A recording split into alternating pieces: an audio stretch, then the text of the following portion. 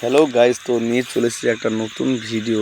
যে ভিডিওটার মধ্যে দেখতে হবে যে এই সাবমার্সিবলে যে ঘোলাটা বেরিয়েছে এটা পুরো 8 মিনিটের মধ্যে পুরো ক্লিয়ার হয়ে যাবে। আর ব্যাপারটা হচ্ছে যে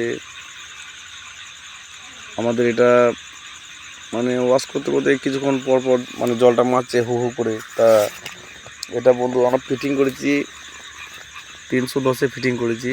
তো এটা ফিল্টার দেওয়া আছে একদম নিচে, 200 পরে ফিল্টার দেওয়া আছে আর একদম নিচে ফিল্টার দেওয়া আছে। তো যাই হোক, পানিটা এখন ঘোলা আসছে, তা ঘোলাটা আস্তে আস্তে পরিষ্কার হয়ে যাবে। তা বন্ধু সাথে থাকবে, চ্যানেলটাকে ফলো করবে, লাইক শেয়ার কমেন্ট সাবস্ক্রাইব করবে। আর কে কোথা থেকে দেখছো একটু ইনবক্সে মেসেজ করবে। তো যাই হোক, দেখো বন্ধু আমাদের পানিটা কীরকম এখন বেরোচ্ছে। তখন পানিটা খুব ঘোলায় বেরোচ্ছে। তো এটা আমরা 200 ফুটে ফিটিং করেছি, এটা 310-এ। তো এটা গ্যাবেজ খাওয়াইছি আমরা 2 টলি 200 সেফটি গ্যাবেজ, আর কাটিং করেছিলাম আমরা 320। তো বন্ধু এখানে 3টে আমরা বোরিং মিস করেছি। 3টে বোরিং মিস করার পর এটা হয়েছে। আরও মানে 3 জায়গায় বোরিং করেছি, সেই জায়গায় 3 জায়গায় জল ছিল না, কম জল ছিল। আর এখানে একটু বেশি মানে লেয়ারটা পাওয়া গিয়েছিলো, তার জন্য এখানে পাইপ ফিল্টার নামানো হলো, 310-এ ফিটিং করা হলো। তো আমরা এখন ওয়াশ করছি, তার দেখি আমরা পানিটা কতক্ষণ লাগে আমাদের পরিষ্কার করতে। তো পানিটা পরিষ্কার হয়ে গেলে বন্ধু আমাদের ওয়াশটা কমপ্লিট হয়ে যাবে। তো যেখানে ওয়াশ হবে বন্ধু, তো সেখানে তোমরা প্রথমেই জলটা ভালো করে কম্প্রেসারে ওয়াশটা বেশ সুন্দরভাবে করে নেবে। মোটামুটি পরিষ্কার, মানে খুব পরিষ্কার না হলেও মোটামুটি পরিষ্কার হলেই হবে, যেন চোখে বলে যে হ্যাঁ এটা পরিষ্কার হয়েছে। কেন পরিষ্কার করলে তাহলে বুঝতে পারবে যে বোরিংটা সাকসেসফুল হয়েছে কি না। যদি বোরিংয়ে ঘোলা যদি না কমে, যদি ঘোলা আসতে থাকে বালি আসতে থাকে, তাহলে জানবে যে বোরিংটা প্রবলেম আছে। আর যদি দেখো যে হ্যাঁ কম্প্রেসার মেরে পুরো বোর্ডটা একদম সাদা জল চলে এলো, তাহলে জানবে যে বোরিংটা আমার ওকে আছে। বোরিংয়ের মধ্যে যেসব ঝিমবালিগুলো আছে, তো তার জন্য আমাদের কিষাণ ভাইদের মোটরের ফ্যান স্যাপ বুশ এসব পুড়ে যায়। তো তার জন্য বন্ধু সেটা রুখতে গেলে আমাদের কিন্তু প্রথমে বোরিং করতে গেলে ফার্স্ট আমাদের বোরিংয়ে ডায়া বড় করতে হবে। ডায়া বড় করতে গেলে কত ডায়া করতে হবে, ম্যাক্সিমামই 6 ইঞ্চি যদি পাইপ বসাই, তো আমাকে 14 ইঞ্চি ডায়া কাটতে হবে। 14 ইঞ্চি ডায়া কাটলে কি গ্যাবেজটা সুন্দর প্যাক হবে, আর সাইড দিকে ঝিমবালিগুলো মানে যেতে পারবে না।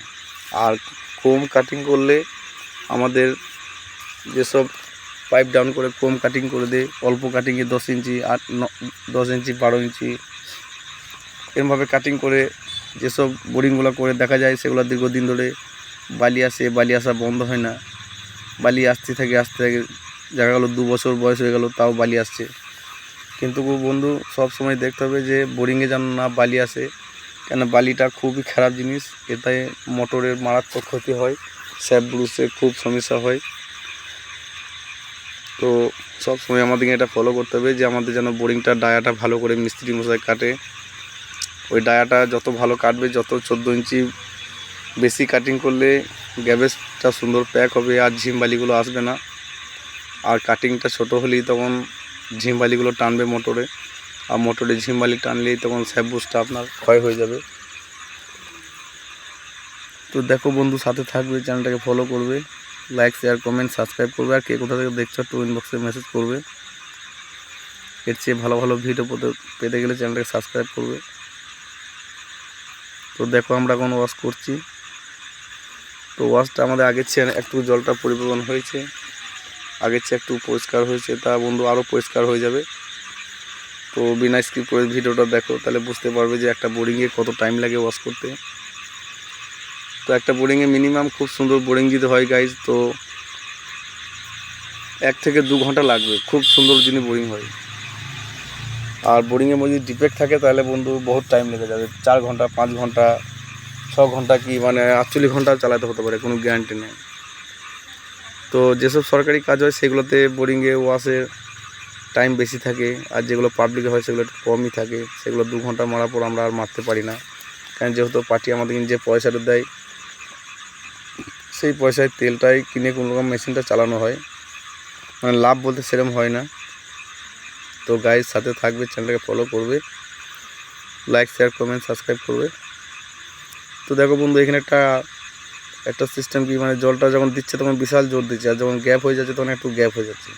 তো এই কারণটা কি একটু কমেন্টে জানাবে, আমি এটা জানি না। তো একটু কমেন্টে জানাবে যে কারণটা কি। এই দেখো এটা গ্যাপ হয়ে যাচ্ছিলো, তো গ্যাপটা ওটা কাটিং করে তারপর ভিডিওটা করেছি আমি। তো যাই হোক, তো তারপরে একটা এই সিস্টেমটা দেখাও বন্ধু, দেখো যে কতটা গ্যাপ হচ্ছে, পুরো বুঝতে পারবে যে কতটা গ্যাপ হচ্ছে। তো দেখো গাইজ, বিনা স্কিপ করে, তো পানিটা আমাদের আগে চেয়ে অনেক বেড়ে গেছে। প্রথমে যে পানিটা যে কম আসছিলো তার চেয়ে অনেক বেশি আসছে।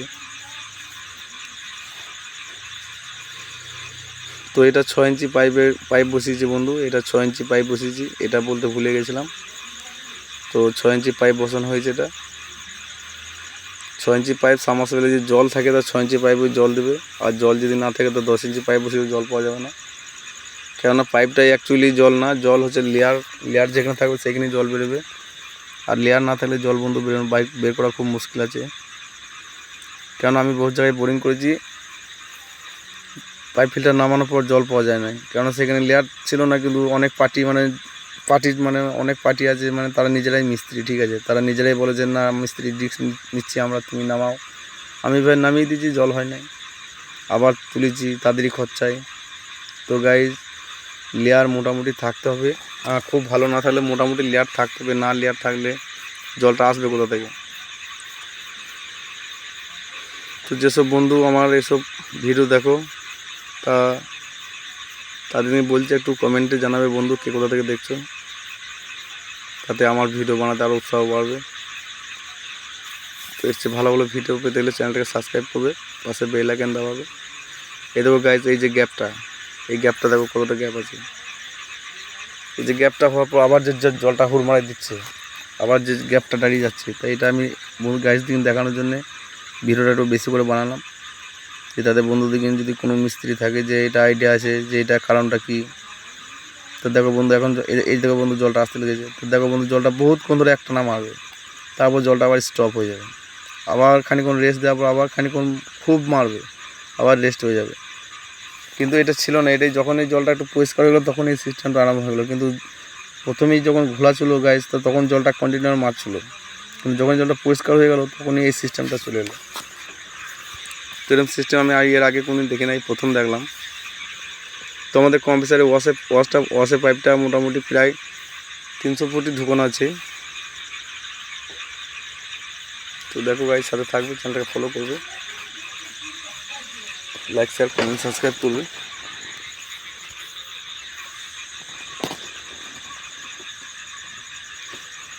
তো দেখো বন্ধু, কতটা গ্যাপ হবে, আবার জলটা দিচ্ছে।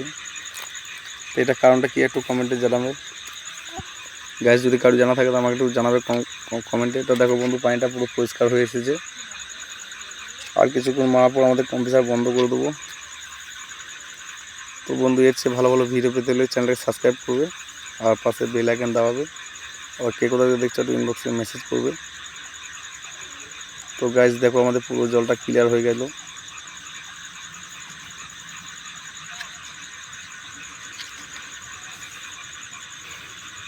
তো গাইজ, এটা আমাদের কম্প্রেসার ওয়াশ মেশিন, আর দেখো গাইজ, এটা বোরিংয়ের পাইপগুলো,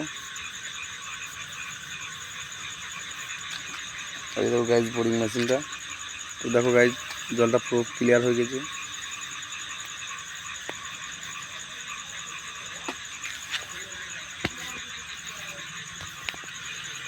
তো বন্ধু সাথে থাকবে, চ্যানেলটাকে ফলো করবে, লাইক শেয়ার কমেন্ট সাবস্ক্রাইব করবে, আর কে কোথায় দেখছো একটু ইনবক্সে মেসেজ করবে। তো দেখো বন্ধু, পুরো জলটা ক্লিয়ার হয়ে গেছে।